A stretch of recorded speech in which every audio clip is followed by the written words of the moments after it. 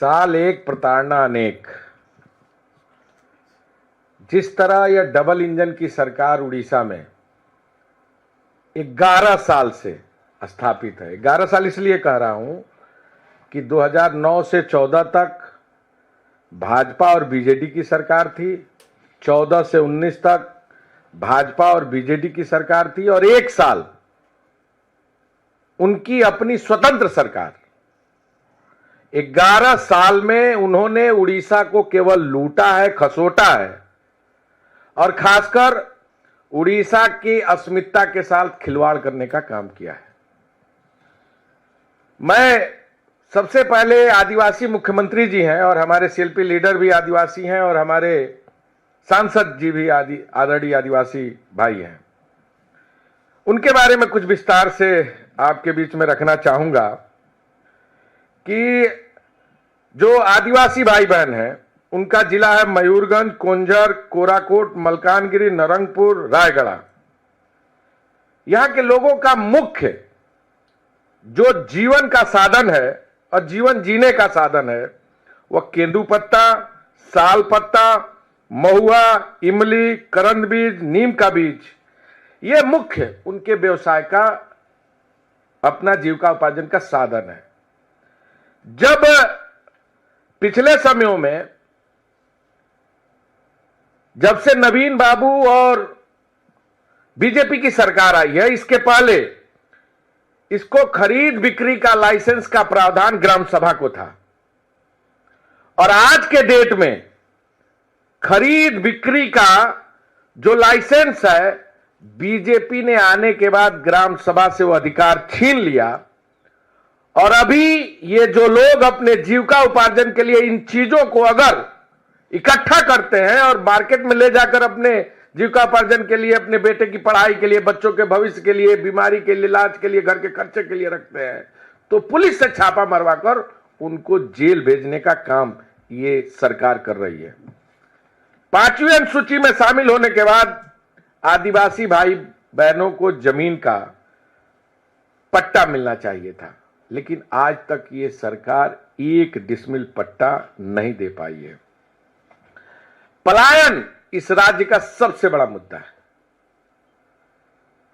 माननीय पूर्व मुख्यमंत्री नवीन बाबू जी जो गंजाम जिले से आते हैं, आपके संज्ञान में लाना चाहूंगा 25 साल मुख्यमंत्री रहे हैं और 25 साल से विधायक हैं। एक कल कारखाना उन्होंने अपने क्षेत्र में स्थापित नहीं किया, और सबसे बड़ी विडंबना यह है कि 50% लोगों के घर में ताला लगा हुआ है। वह सब लोग मुंबई, सूरत या अन्य जगहों पर जाकर मजदूरी करने पर विवश है। ऐसे वो पूर्व मुख्यमंत्री रहे, और आज के डेट में भारतीय जनता पार्टी की सरकार है, वहां पर किसी तरह का कोई काम नहीं किया गया है।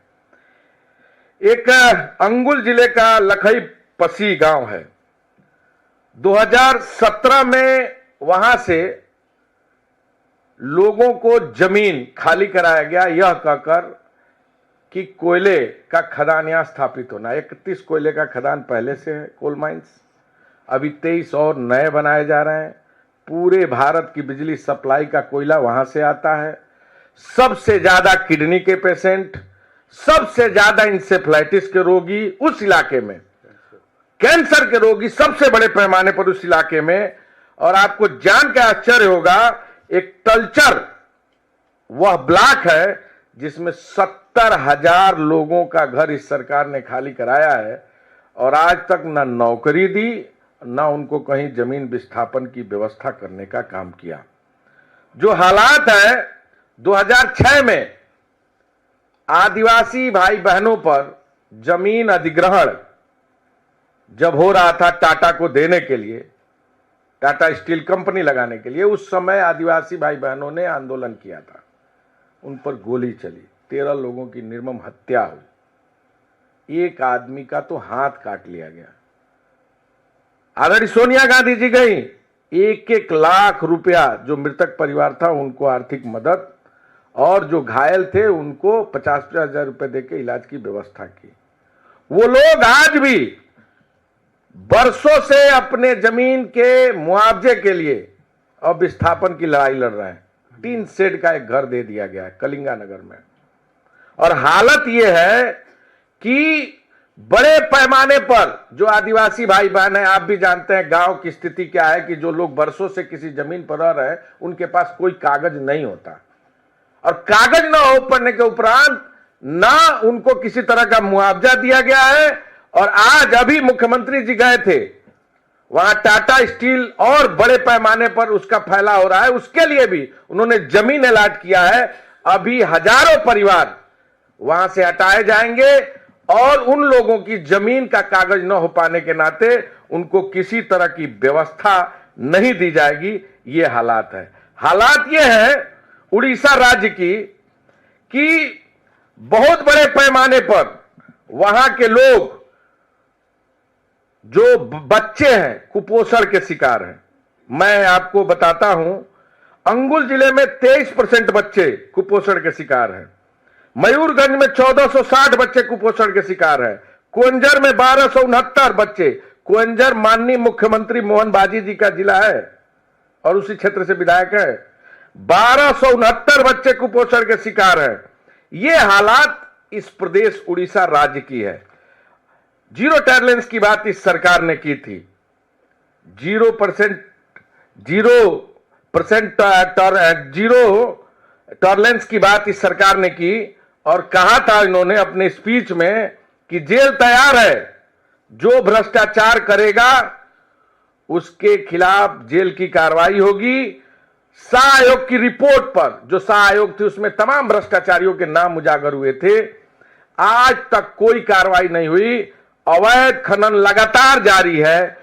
सुप्रीम कोर्ट ने खनिज और खनिज संपत्ति भूमि पर टैक्स और सेस लगाने का स्पष्ट निर्देश दिया था, लेकिन उड़ीसा सरकार के उदासीनता के नाते जो 2 लाख करोड़ की संभावित राज्य की आमदनी हो सकती थी, आज तक वो राज्य से इस सरकार के उदासीनता के नाते सुप्रीम कोर्ट के आदेश के बाद भी टैक्स न लगाने के कारण उन राज्य को लाभ नहीं मिल पाया है। पेशा कानून की बात आपने बड़े विस्तार से बताया। चिट फंड के बारे में इस सरकार ने वादा किया था कि मेरी सरकार बनेगी तो 40 घंटे में कार्रवाई करेंगे। एक न गिरफ्तारी हुई, न एक पैसा निवेशकों का आज तक वापस हुआ। महिला सुरक्षा के सवाल पर कांग्रेस पार्टी ने सड़कों पर संघर्ष किया। आपको जानकर आश्चर्य होगा, 44,000 महिलाएं और बच्चियां गायब हैं और आज तक उसके लिए कोई आयोग का गठन नहीं, कोई खोजबीन की व्यवस्था इस सरकार ने नहीं की है। हमें डर है खाड़ी देशों में महिलाओं को बेचा जा रहा है, उनके ऑर्गेनिक बेचे जा रहे हैं, ऐसा डर है जो जांच का विषय है। सरकार की कोई कार्रवाई नहीं। हमारे माननीय विधायकों ने आंदोलन किया, सदन में जवाब मांगा सरकार से। 14 विधायक आज तक सस्पेंड है, आज तक सस्पेंड है, सिर्फ इसलिए कि महिला सुरक्षा की बात की। जब हम लोगों ने सड़कों पर आंदोलन किया, लाठी चली, गोली चली, आंसू गैस के गोले छोड़े गए, तमाम हमारे कार्यकर्ता घायल हुए, किसी के सर के अंदर चोट लगी, किसी के पेट के अंदर चोट लगी, किसी के सीने में चोट लगी, ऑपरेशन हुआ। अभी भी 4 साथी हमारे जेल में हैं केवल महिला सुरक्षा की बात करने के उपरांत। किसानों के साथ जिस तरह का धोखा हुआ उसके बारे में अभी विस्तार से बताया।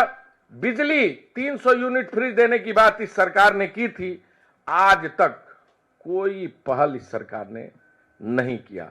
सबसे बड़ी बात यह है, इस सरकार ने कहा था 2029 तक 3.5 लाख नौकरी देंगे, यानी 70,000 प्रति साल के हिसाब से होना चाहिए। अब तक मात्र 27,382 भर्ती हुई है, वो भी अधिकतर पद जो पहले से स्वीकृत थे उसी के भर्ती की पेपर को बांटकर इस सरकार ने अपनी बाहबही लूटने का काम किया है। इस सरकार पर 2.06 लाख रुपए का 2.06 लाख करोड़ तक का कर्ज इस सरकार पर है। इस सरकार के पास अब तक कोई इसकी व्यवस्था नहीं है। धर्मेंद्र प्रधान जी मानव संसाधन विकास मंत्री हैं। आदरणीय राहुल जी ने जब जब जातिगत जनगणना की बात की, अर्बन नक्सली कहा गया, उनका मजाक उड़ाया गया, किसी ने उनका सदन में जाति पूछा, और धर्मेंद्र प्रधान जी ने तो बाकायदे प्रेस करके उनके ऊपर गंभीर आरोप लगाए। मेरा सवाल है धर्मेंद्र प्रधान जी से, 11 साल से आप माननीय सांसद हैं उड़ीसा राज्य से, मानव संसाधन विकास मंत्री हैं, आप अपने राज्य में बैकवर्ड को आरक्षण नहीं दिलवा पाते, तकनीकी शिक्षा में 0% आरक्षण है, आप बात करते हैं, आप बैकवर्ड की बात करते हैं, जो अपने राज्य में नहीं दिलवा सकता। अभी मानव संसाधन विकास मंत्री हैं, एक अर्जुन सिंह जी थे, जिन्होंने शिक्षा में आरक्षण 2005 में मानव संसाधन विकास मंत्री रहते हुए कराया था। और आप तो पिछड़े हैं, पिछड़ों की बात करते हैं, राहुल जी का मजाक उड़ाते हैं, और आप अपने राज्य में पिछड़ों का तकनीकी शिक्षा में आरक्षण नहीं करा पा रहे हैं। आपको इस्तीफा दे देना चाहिए। आप पिछड़ों के हितैषी नहीं, पिछड़ों के आरक्षण के लुटेरे हैं, और आपने पिछड़ों के आरक्षण को लूटा है। आपकी सरकार ने लूटने का काम किया है।